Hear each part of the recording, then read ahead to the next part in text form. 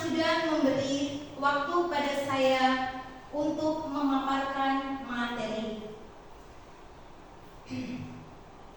Assalamualaikum warahmatullahi wabarakatuh.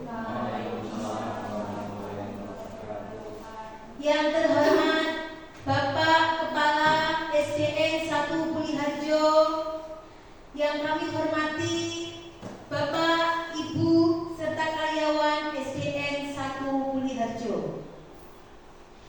Saya ucapkan terima kasih kepada Bapak Ibu semua karena berkenan hadir dalam kegiatan diseminasi menyebarkan pemahaman budaya positif sebagai salah satu tugas guru penggerak dalam modul 1.4. Bersama saya Tri Wahyuni, calon guru penggerak angkatan 10 dari SDN 1 Buliharjo, Kecamatan Kuring, Kabupaten Kebumen. Marilah kita panjatkan puja dan puji syukur kehadirat Allah yang Maha Kuasa, yang telah memberikan rahmat, hidayah, serta inayahnya, sehingga kita dapat berkumpul di pagi yang cerah ini dalam kegiatan diseminasi modul 1.4 membangun budaya positif di sekolah. Sholawat dan salam semoga tetap tercurahkan kepada junjungan Nabi Agung Muhammad Sallallahu Alaihi Wasallam yang kita nantikan syafaatnya baik di dunia maupun di akhirat kelak. Allahumma amin. Bapak Ibu yang kami hormati, sebelum acara ini kita mulai, kita akan membacakan basmalah bersama. Bismillahirrahmanirrahim.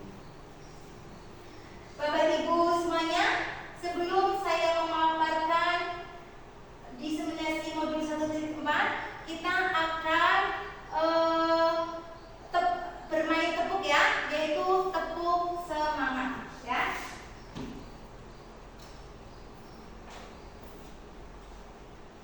Yuk, nanti saya beri contoh dulu ya. Misalnya, tepuk semangat, semangat, semangat ya. Kita bersama tepuk semangat ya. 1, 2, 3. Tepuk semangat, semangat, semangat ya. Terima kasih kepada Bapak Ibu yang hebat. Menurut Ki Hajar Dewantara, di mana ada kemerdekaan, disitulah harus ada disiplin yang kuat. Disiplin yang dimaksud adalah disiplin diri yang memiliki motivasi internal. Jika kita tidak memiliki motivasi internal, maka kita memerlukan pihak lain untuk mendisiplinkan kita, atau disebut juga motivasi eksternal atau motivasi dari luar. Merdeka pengertiannya tidak hanya terlepas dari perintah, akan tetapi juga cakap untuk memerintah diri sendiri.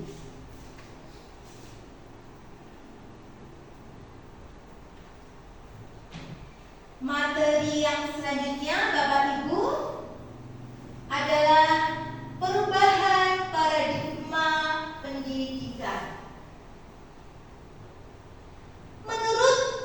pembelajar dewasa menuntun segala kodrat yang ada pada anak-anak agar mereka dapat mencapai keselamatan dan kebahagiaan yang setinggi-tingginya, baik sebagai manusia maupun sebagai anggota masyarakat.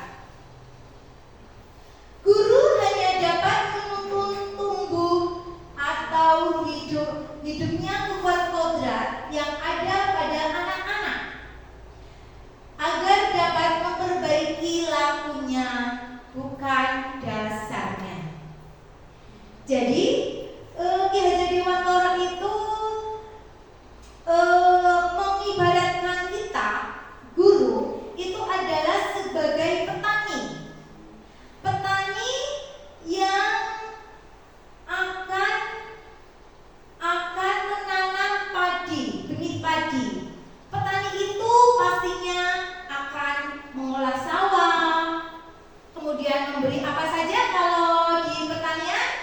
Memberi pupuk, betul sekali. Kemudian irigasi yang lancar agar hasil dari panen itu akan mendapatkan hasil padi yang bagus dan banyak. Namun, petani tidak mungkin bisa mengubah benih padi tumbuhnya nanti akan menjadi benih jagung atau yang lainnya. Nah, itulah Ki Hajar Dewantara, guru itu diibaratkan sebagai petani. Guru itu hanya dapat menuntun tumbuhnya dan hidupnya kodrat yang ada agar anak tersebut dapat memperbaiki lakunya, bukan dasarnya.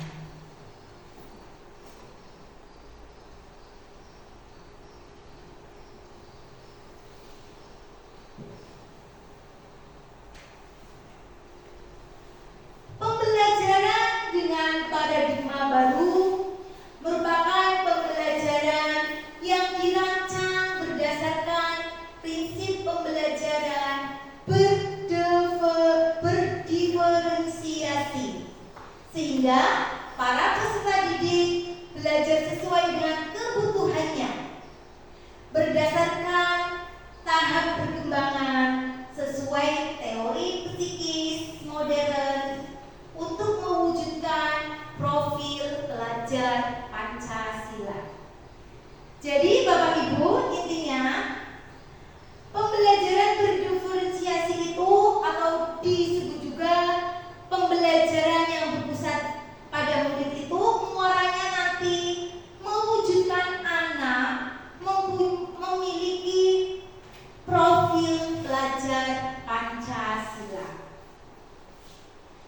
Kira-kira pembelajaran yang berdiferensiasi itu pembelajaran yang bagaimana ya Bapak Ibu? Mungkin ada yang berkenan untuk menyampaikan pendapatnya.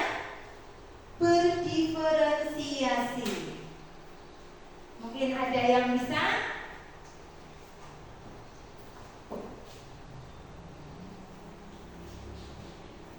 Ya, Pak Jamal, silakan.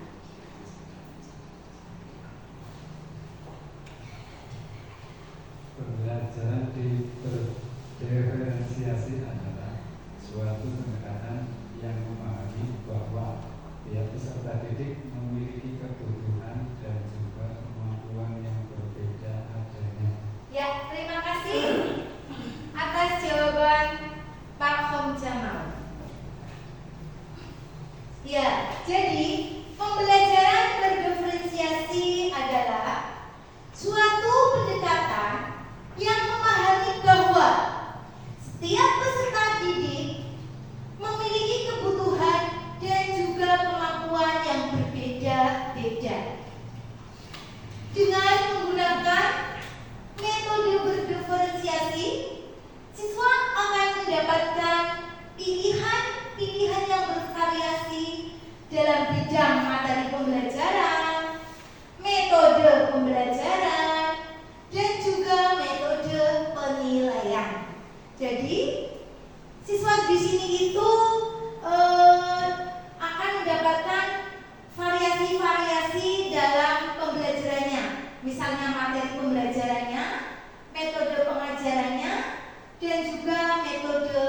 penilaian.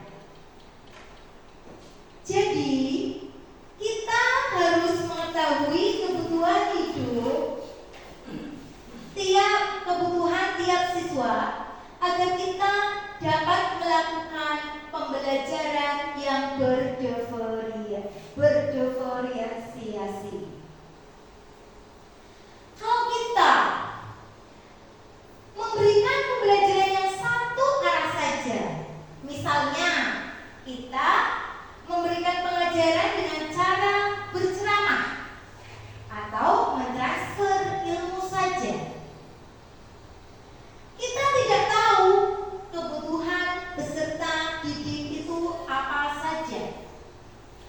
Jadi, untuk bisa mengakomodir kebutuhan peserta didik, maka pembelajaran yang kita lakukan adalah pembelajaran berdiferensiasi atau pembelajaran yang berpusat pada murid.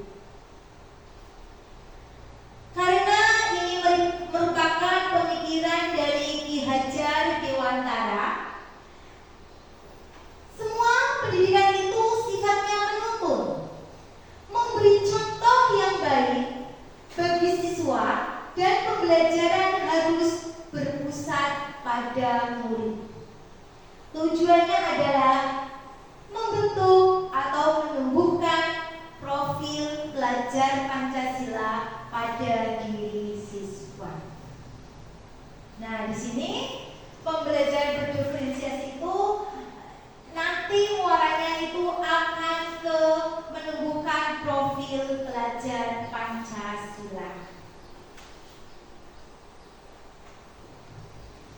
Bapak Ibu yang saya hormati, pastinya Bapak Ibu sudah pernah mendengar ya tentang profil pelajar Pancasila.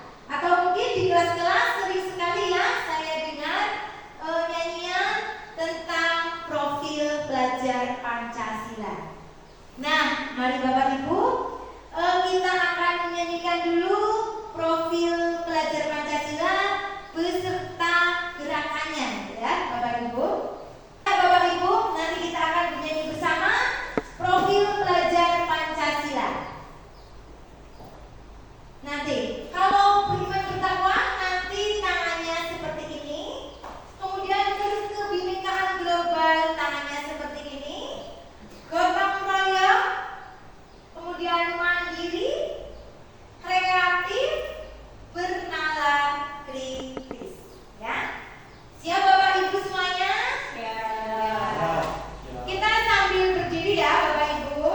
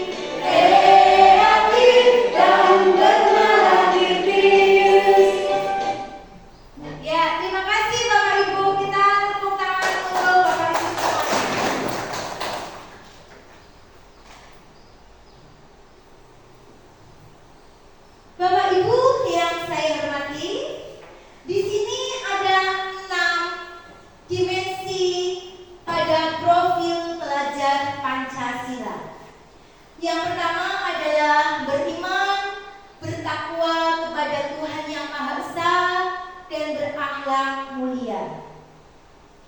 Kemudian yang kedua, berkebinekaan global. Kemudian ada bergotong royong, mandiri, kreatif, dan bernalar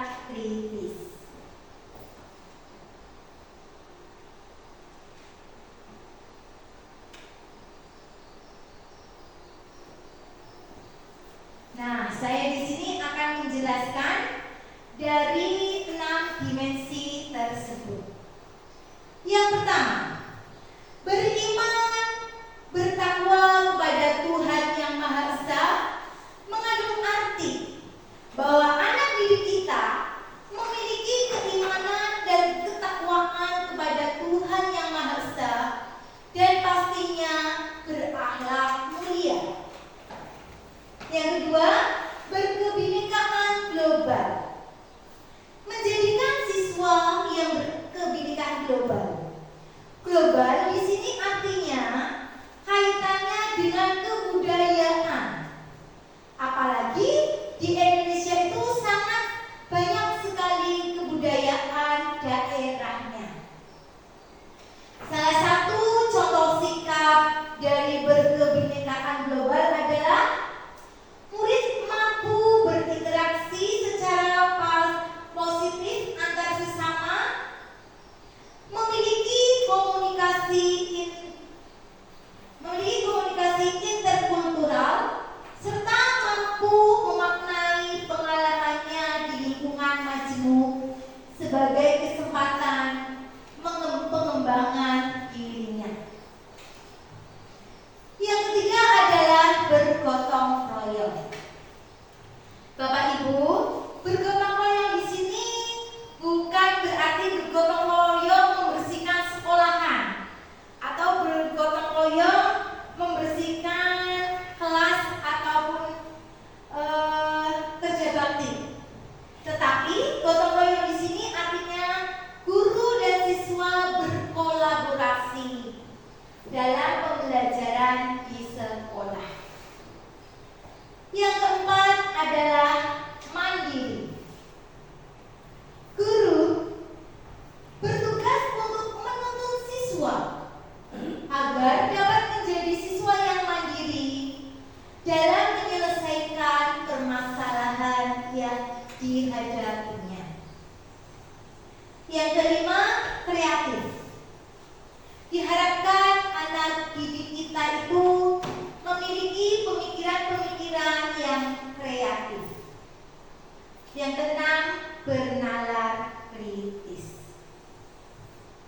Jadi, Bapak Ibu, untuk membentuk siswa yang memiliki profil pelajar Pancasila, harusnya guru melakukan pembelajaran yang berdiferensiasi.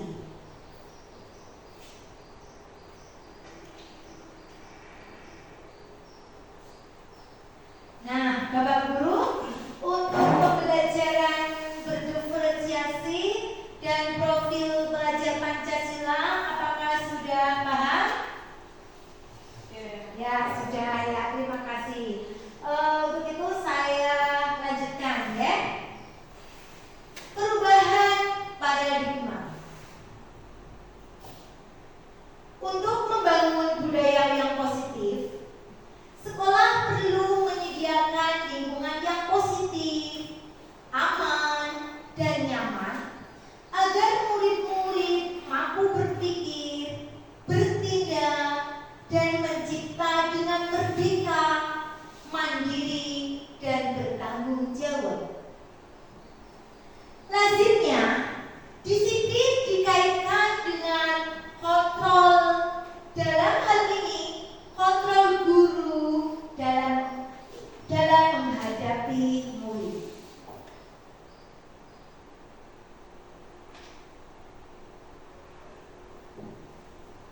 Nah, berkaitan dengan kontrol guru, Bapak Ibu, di sini ada posisi kontrol guru, ada 5. Jadi, yang pertama adalah posisi kontrol penghukum. Jadi di sini posisi kontrol itu adalah untuk menyelesaikan masalah yang dihadapi siswa. Ada 5 posisi kontrolnya. Yang pertama posisi kontrol penghukum. Yang kedua posisi kontrol pembuat rasa bersalah. Yang ketiga posisi kontrol sebagai teman. Yang keempat posisi kontrol pemantau.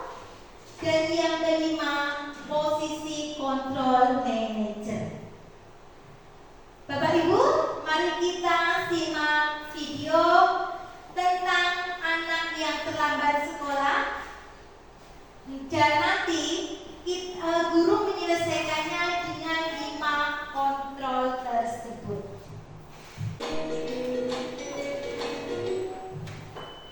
Salam bahagia Ibu dan Bapak guru hebat. Dalam penerapan disiplin positif restitusi, salah satu program yang dikembangkan adalah 5 posisi kontrol. 5 posisi kontrol dalam restitusi adalah proses perjalanan seorang pendidik agar dapat mengenali dirinya. Pada video kali ini, kita akan membahas tentang 5 posisi kontrol yang dikembangkan oleh Diane Dawson dan contoh penerapannya.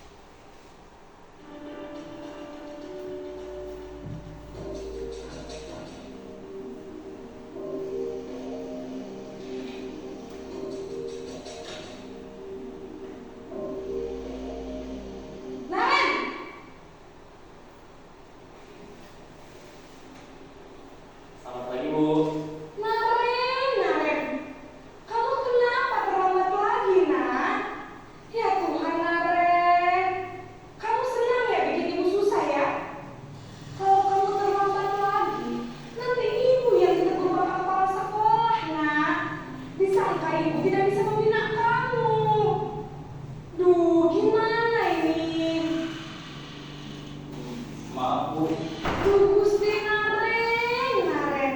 Kamu suka ya kalau ibu ditegur bapak kepala sekolah? Terus, sekarang ibu harus tulis apa ini di buku absen? Ini kamu sudah sering terlambat loh. Ibu harus apa coba? maaf Bu, maaf sekali. Ya sudah, lain kali jangan bikin ibu susah lagi ya nak ya. Ibu tidak akan kuat lagi kalau kamu gini terus. Bisa jantungan kalau ibu tegur bapak kepala sekolah. Sana cepat ke kelas. Maaf ya Bu, maaf sekali. Posisi pembuat rasa bersalah berbicara dengan nada tenang, cenderung lembut, namun kata-kata yang diutarakan membuat murid merasa menjadi orang yang gagal, memandang buruk dirinya sendiri, merasa tidak berharga, dan tidak sanggup membahagiakan orang lain. Ketika guru mengambil posisi membuat rasa bersalah, murid akan menganggap dirinya yang bersalah dan ia akan menyimpan emosi negatif tersebut di dalam dirinya.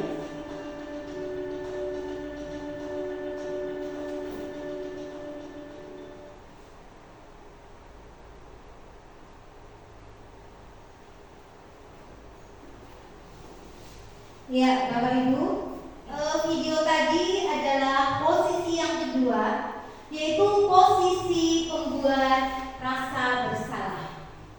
Pembuat rasa bersalah akan menggunakan keheningan dan suara yang lembut yang membuat orang lain merasa tidak nyaman, merasa bersalah atau rendah diri.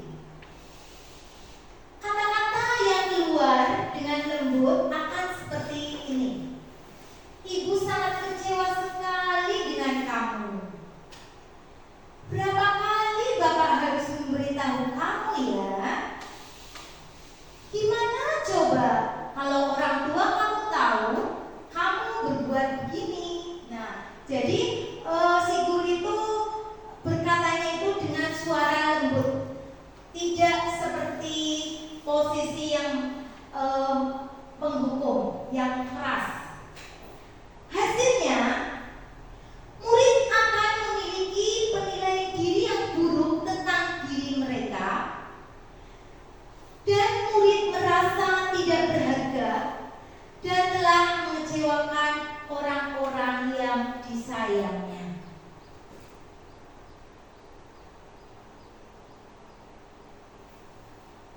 Kemudian ini adalah video posisi kontrol yang ketiga.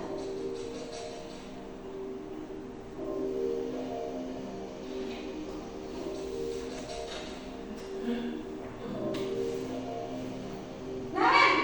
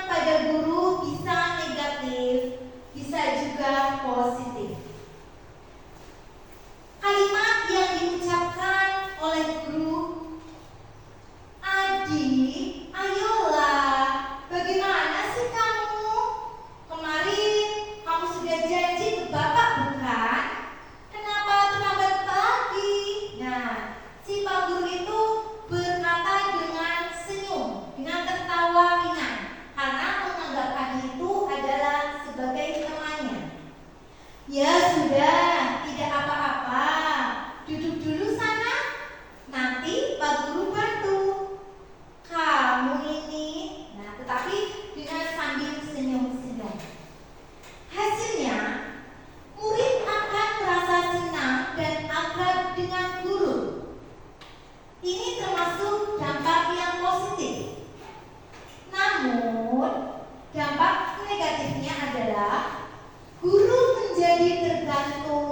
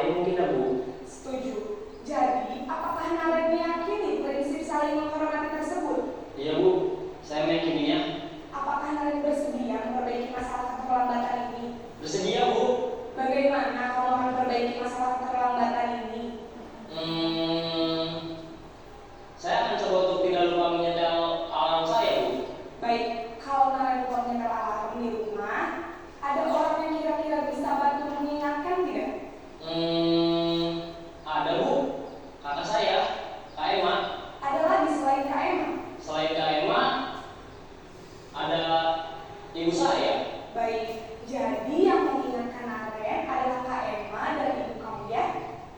Kira-kira akan mulai set alarm kapan nih Naren? Setelah pulang sekolah, akan segera saya lakukan.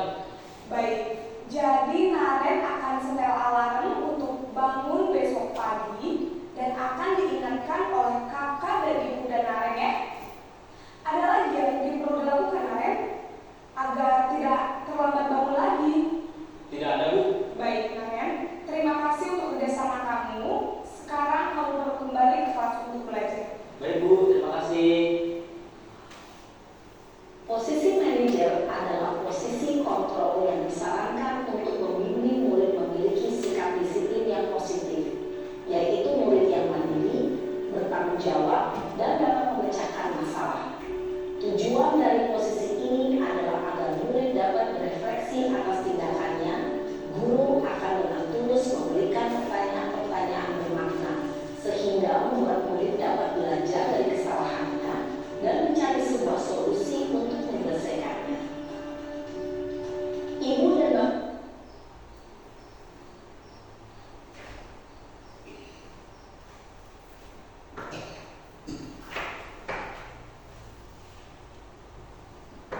Nah, Bapak Ibu, video yang terakhir adalah posisi kontrol guru sebagai manajer. Posisi di mana guru itu berbuat sesuatu bersama dengan murid, mempersilahkan murid mempertanggungjawabkan perilakunya, mendukung murid agar dapat menemukan solusi atas permasalahannya sendiri. Kalimat yang diucapkan oleh guru sebagai manajer adalah apa yang kita yakini. Nah, itu nantinya akan kembali ke keyakinan kelas yang telah disepakati bersama di awal semester yang lalu. Kemudian, apakah kamu meyakininya? Jika kamu meyakininya, apakah kamu bersedia memperbaikinya? Kemudian ada lagi, jika kamu memperbaiki ini, hal ini menunjukkan apa tentang dirimu?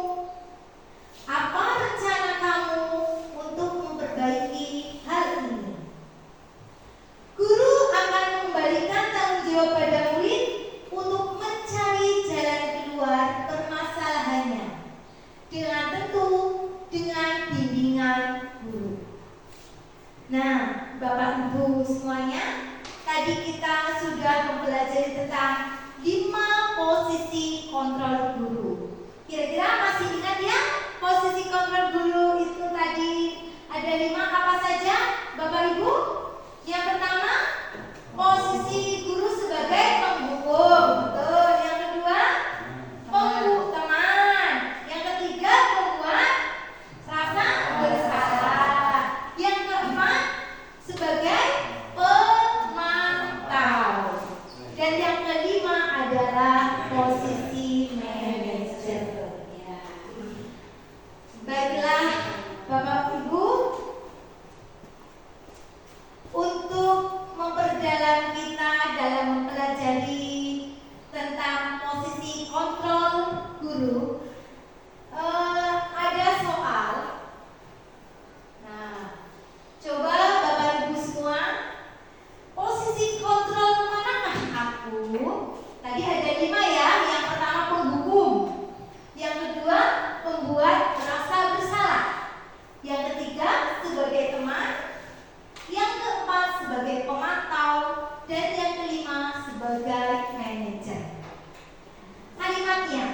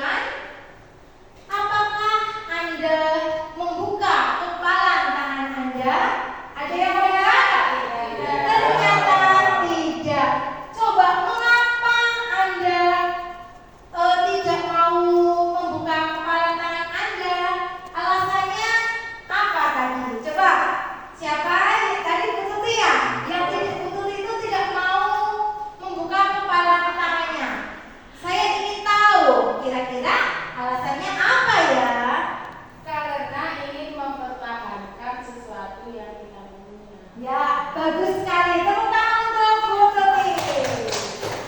Ya, Bu Tuti karena ingin mempertahankan apa yang Bu Tuti punya.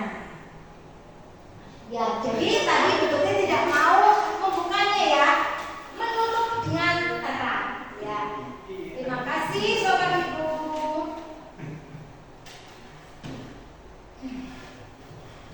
Dalam kegiatan ini, sesungguhnya siapa yang memegang kendali atau kontrol untuk membuka atau menutup tangan tadi? Siapa yang memiliki kendalinya? Tidak. Yang mengontrol atau memegang kendali adalah diri kita sendiri. Bapak Ibu, materi selanjutnya adalah miskonsepsi tentang teori kontrol. Di sini miskonsepsi ya, jadi itu hanya ilusi. Yang pertama, ilusi guru mengontrol murid. Yang kedua, ilusi bahwa semua penguatan positif, efektif, dan bermanfaat. Ilusi yang ketiga, bahwa kritik dan membuat rasa bersalah mampu menguatkan karakter siswa. Yang keempat, ilusi bahwa orang dewasa berhak memaksa.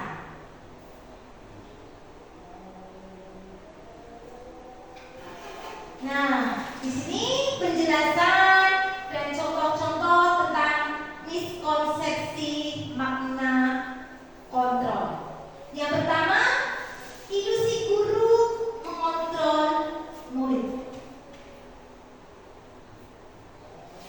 Kita menganggap bahwa sebagai guru, kita dapat mengontrol siswa-siswa kita.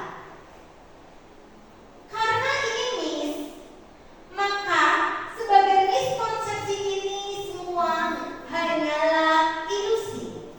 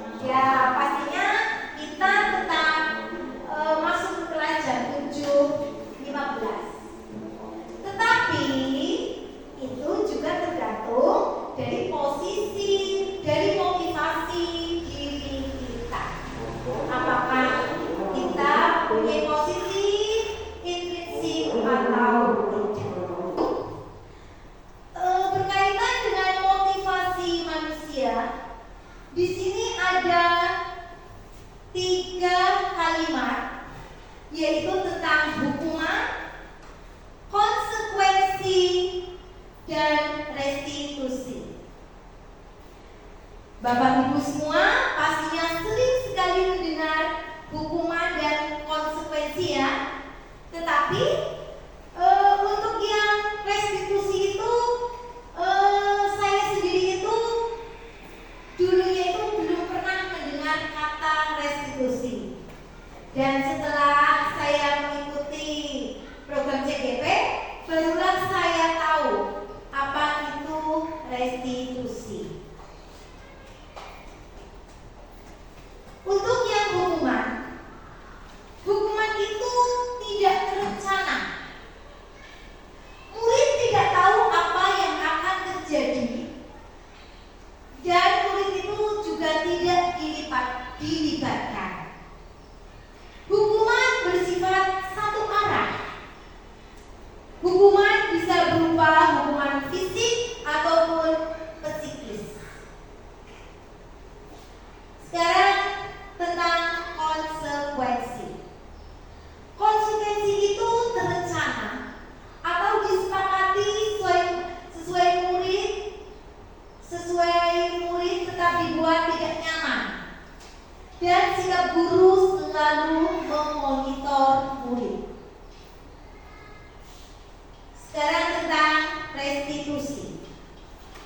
Restitusi proses menciptakan kondisi bagi murid untuk memperbaiki kesalahan. Proses kolaboratif yang mengajarkan murid untuk mencari solusinya sendiri. Nah, di sini Bapak Ibu, pengertian hukuman itu, dalam hukuman itu tidak ada korelasi logis antara kesalahan dan solusi yang dipilih.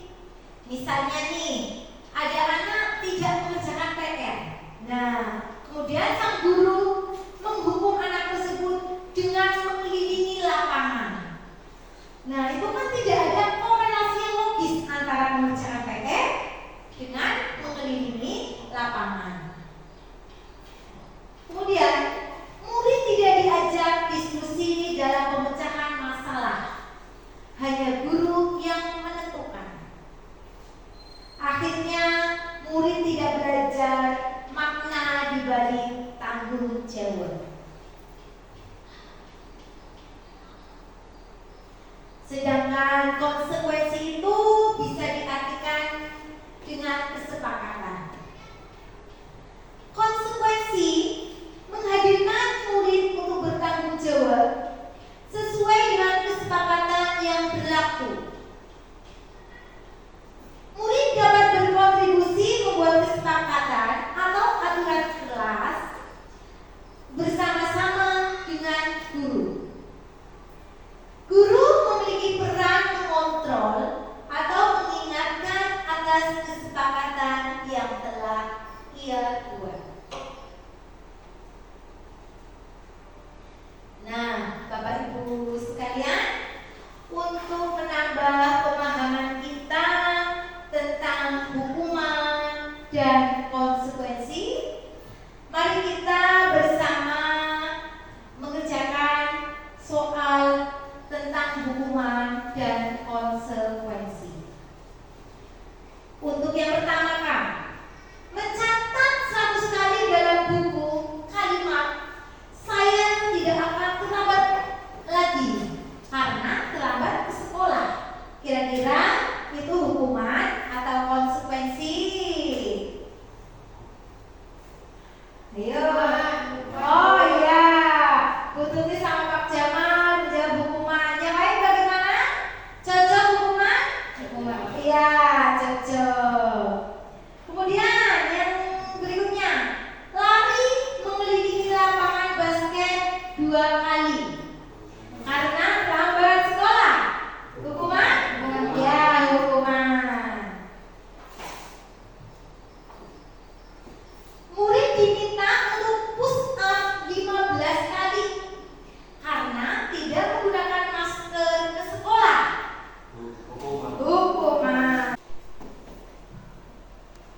Nah, soal berikutnya, menggantikan kertas tugas teman yang telah dicoret-coret, hukuman atau konsekuensi? Konsekuensi. Lanjut, membersihkan tumpahan air di meja tulis karena tersenggol pada saat belajar. Konsekuensi. Murid disuruh untuk tidak menggunakan sepatu seharian di sekolah karena tidak menggunakan sepatu hitam. Murid tidak boleh pakai sepatu seharian. Berarti kira-kira hukuman atau konsekuensi? Hukuman. Lari mengelilingi lapangan basket 2 kali karena terlambat 10 menit untuk pelajaran PJOK. Konsekuensi karena pelajarannya adalah PJOK, ya. Coba kita lihat jawaban kita. Ya, nomor 1 hukuman, betul. Yang kedua hukuman juga. Yang ketiga hukuman. Yang keempat konsekuensi. Yang kelima konsekuensi. Lanjutnya hukuman. Kemudian yang terakhir adalah konsekuensi. Ya, berarti Bapak Guru sudah paham sekali ya antara hukuman, konsekuensi, dan restitusi. Baiklah Bapak Ibu, saya meneruskan pembelajaran. Berikutnya adalah materi. Kita seharusnya memberikan apresiasi kepada siswa, tetapi kita sebaiknya jangan memberikan penghargaan kepada siswa. Kenapa seperti itu? Nah, di sini kenapa kok kita itu dilarang memberikan penghargaan pada siswa? Karena ada dampaknya Bapak Ibu. Yang pertama, dampak penghargaan yang diberikan kepada siswa. 1. Penghargaan menimbulkan rasa kecewa. 2. Penghargaan merusak hubungan. Ketiga, penghargaan menurunkan kualitas.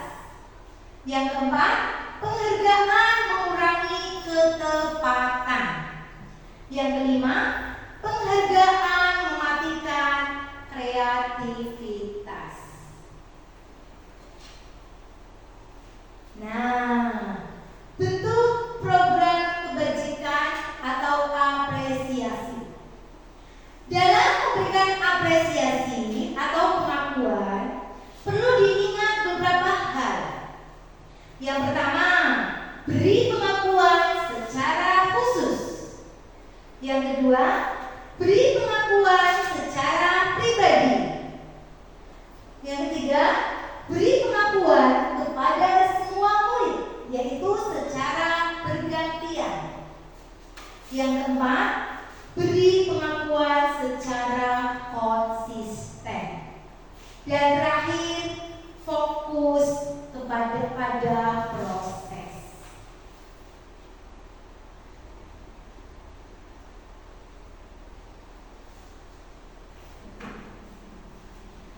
Bapak Ibu, sekarang adalah tentang keyakinan kelas.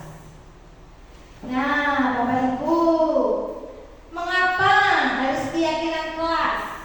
Atau mengapa bukan peraturan kelas? Nah, kenapa ya kok harus dinamakan keyakinan kelas, bukan peraturan kelas? Nah, coba ilustrasi berikut nanti akan menambah pemahaman Bapak Ibu tentang keyakinan kelas.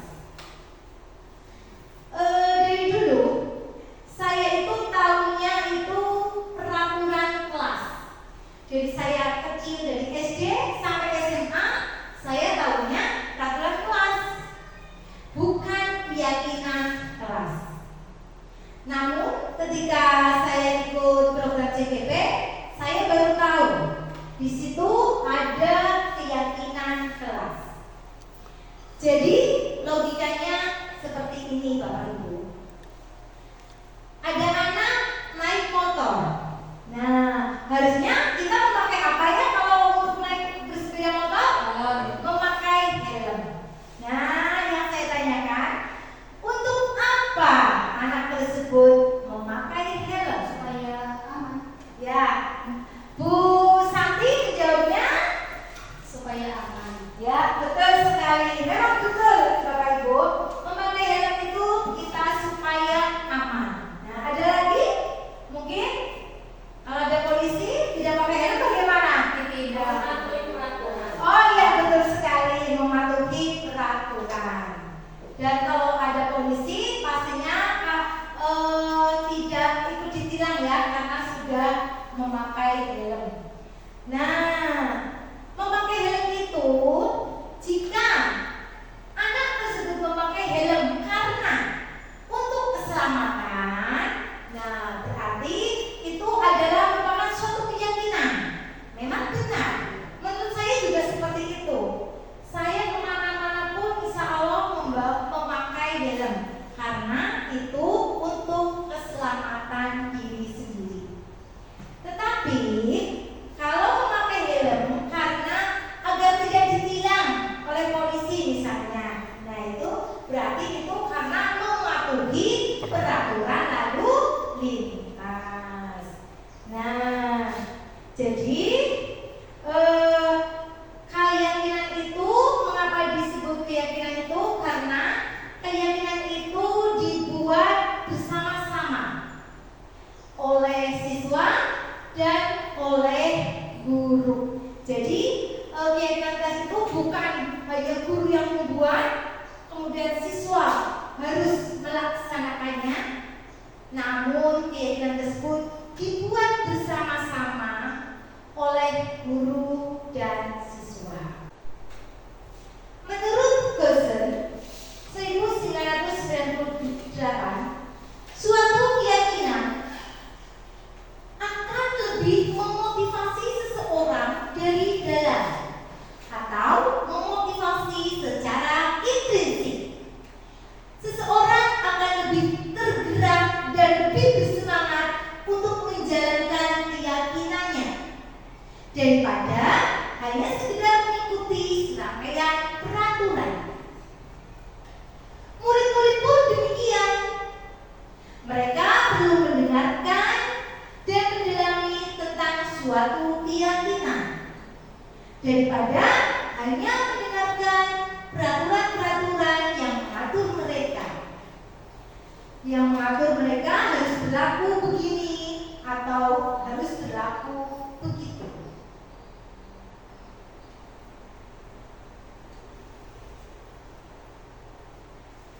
Seseorang akan lebih tergerak dan bersemangat untuk menjalankan keyakinannya daripada hanya sekedar mengikuti serangkaian peraturan tertulis tanpa makna. Kemudian keyakinan kelas dibentuk dengan guru membuat kesepakatan bersama murid untuk mewujudkan keyakinan kelas. Keyakinan kelas berisi pernyataan kebajikan universal yang diakui bersama.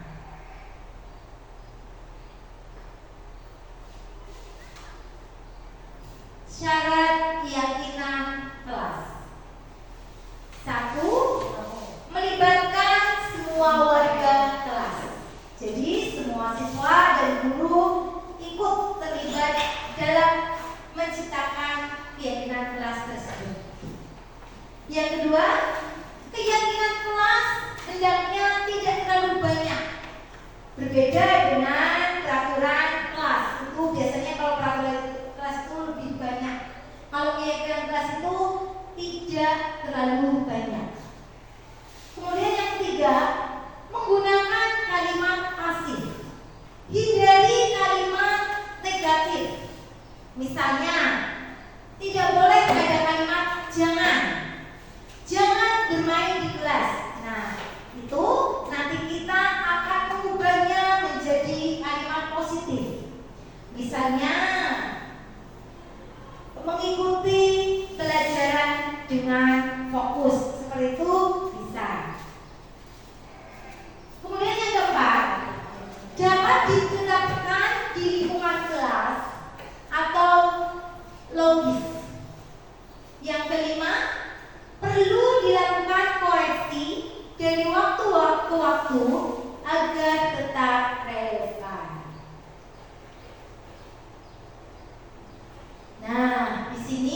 Ibu, contoh keyakinan kelas. Bisa terbaca Bapak Ibu? Bisa. Mari kita baca bersama keyakinan kelas. Yang pertama adalah bekerja sama menjaga kebersihan kelas. Yang kedua yang bawahnya menjaga dan meletakkan barang sesuai tempatnya. Yang ketiga, mengerjakan tugas tepat waktu. Yang kelima, saling peduli, menghargai, dan membantu sesama. Yang berikutnya adalah tepat waktu dan aktif di kelas. Itulah contoh-contoh keyakinan kelas.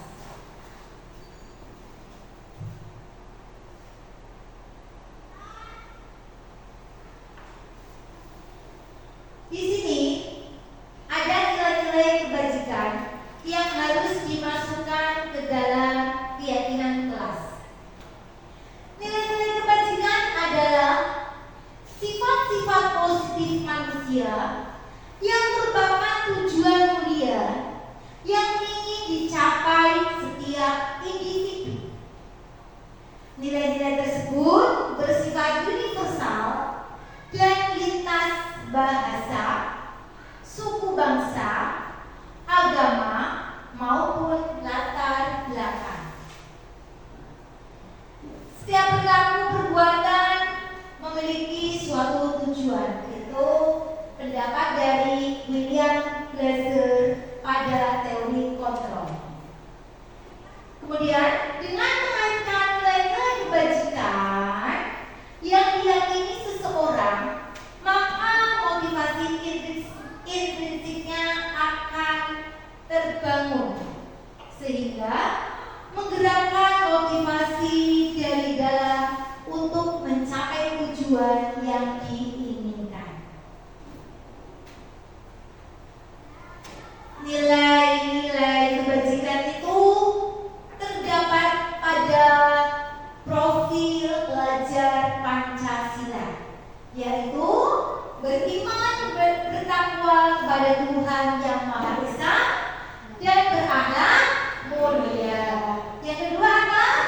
Mandiri. Kemudian bernalar kritis, berkebinekaan global, dan gotong royong.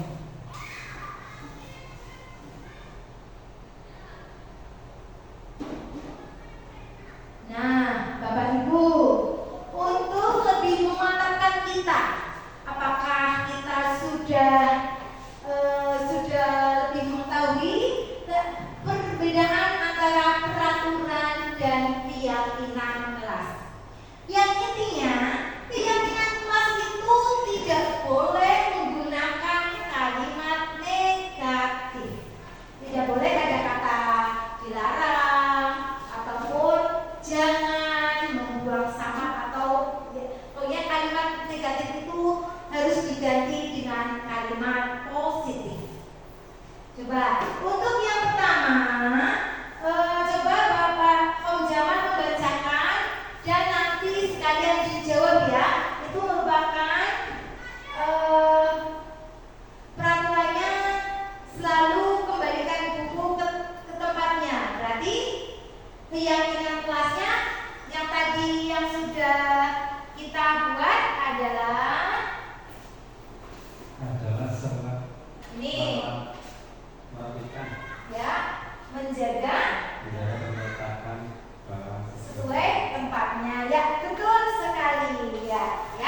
Jadi untuk yang keyakinan kelas itu adalah menjaga dan meletakkan barang sesuai tempatnya.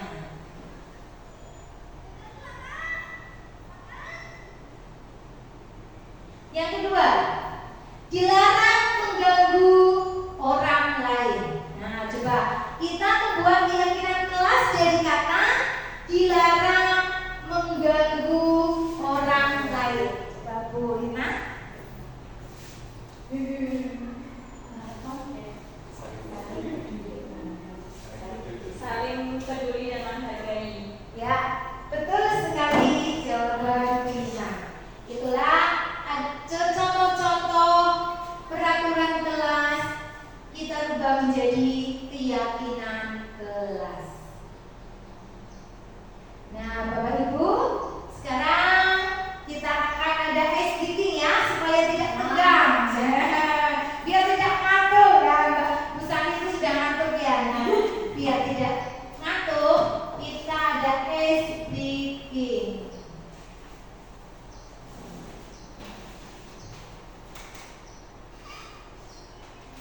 Ya, semua mau.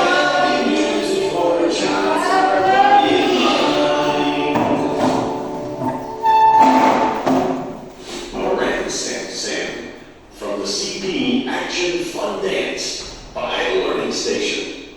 Arms up high, reach for the sky.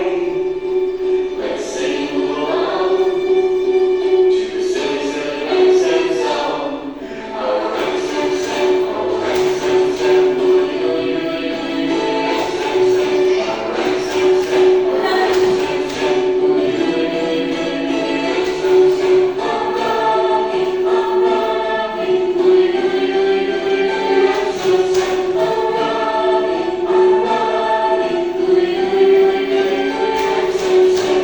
Arms up high, reach for the sky. If you wanna be a rock Sam master, you got to go a little faster. Oh, Run Sam Sam, oh, Run Sam Sam, oh, yo, yo, yo, yo, Run Sam Sam, oh, Run Sam Sam, oh, Run Sam Sam, oh, yo, yo, yo, yo, Run Sam Sam, oh, Robbie, oh, Robbie, oh, yo, yo, yo, yo, Run Sam Sam, oh, Robbie, oh, Robbie, oh, yo, yo, yo, yo, Run Sam Sam.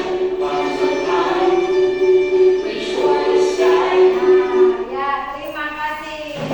Tepuk tangan Bapak Ibu semuanya. Bapak Ibu semuanya, bagaimana keadaan Bapak Ibu? Masih semangat? Ya, kita sudah melakukan ice breaking. Sudah ngos-ngosan ini ya. Yang tadinya mengantuk, Bu Santi tadinya mengantuk sekali. Gimana Bu? Sudah bersemangat ya. Nah, materi berikutnya adalah tentang restitusi. Apa itu restitusi? Di sini restitusi adalah restitusi berfokus pada solusi atau pemecahan masalah yang bisa dilakukan, bukan fokus pada masalahnya. Restitusi mengajak murid untuk mengidentifikasi kembali tindakannya, sehingga ia bisa menganalisis dan memikirkan langkah yang tepat dalam pemecahan masalah. Jadi di sini Bapak Ibu guru itu membantu siswa dalam mencari solusi atas permasalahan pada diri siswa. Langkah restitusi ada 3. Yang pertama, ciptakan suasana positif. Yang kedua, ajak murid untuk berpikir dan kesalahannya. Untuk langkah yang ketiga, beri ruang untuk murid untuk memikirkan solusi yang terbaik.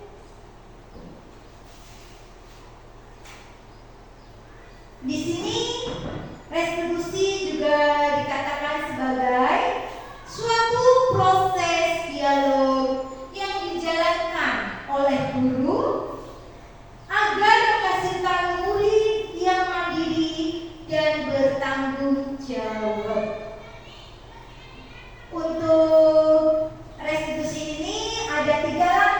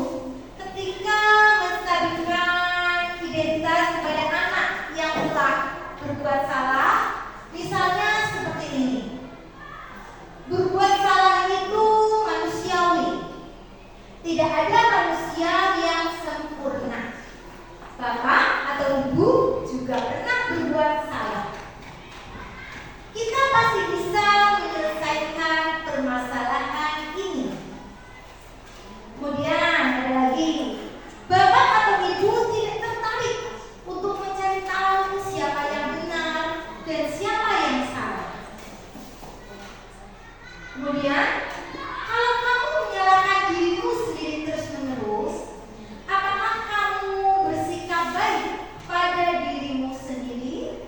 Nah, langkah menstabilkan identitas itu membuat anak itu tidak terlalu merasa bersalah, ya. Jadi anak itu tidak terlalu merasa bersalah.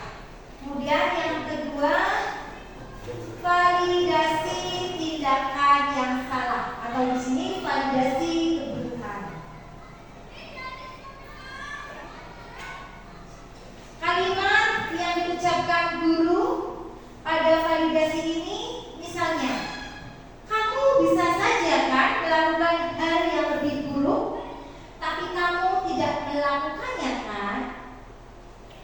Kemudian, kamu pasti punya alasan mengapa melakukannya. Kemudian, apa yang penting bagi kamu? Langkah yang ketiga adalah menanyakan keyakinan. Nah, ini ada kaitannya dengan keyakinan kelas yang telah dibuat oleh guru dan murid secara bersama. Di sini guru berkata, apa nilai yang kita percaya dari kelas atau nilai sekolah kita? Kemudian nilai-nilai universal apa yang telah kita sepakati? Atau juga bisa, kamu ingin jadi anak seperti apa? Apa yang kamu rasakan ketika kamu melakukan itu? Kamu menjadi orang yang seperti apa?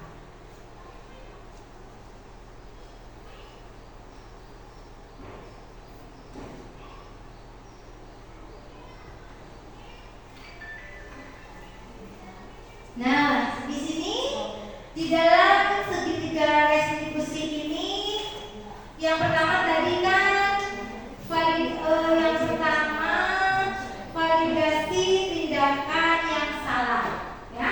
Di sini guru akan memahami kebutuhan dan alasan mengapa murid melakukan perilaku tersebut. Yang kedua, menstabilkan identitas, yaitu menjaga murid agar tidak merasa terpuruk dalam perasaan bersalah, membantu mereka memahami bahwa membuat kesalahan itu normal. Kemudian yang ketiga, menanyakan keyakinan, menuntun murid-murid memasuki kesadaran moralnya. Bapak Ibu guru yang saya hormati, kesimpulan dari materi budaya positif yang sudah saya sampaikan, kesimpulannya adalah budaya positif adalah nilai-nilai, keyakinan-keyakinan, dan kebiasaan-kebiasaan positif di sekolah yang berpihak kepada murid.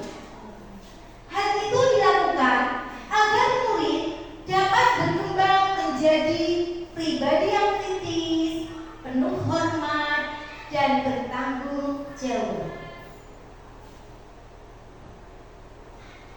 Terima kasih Bapak Ibu, itulah materi tentang budaya positif.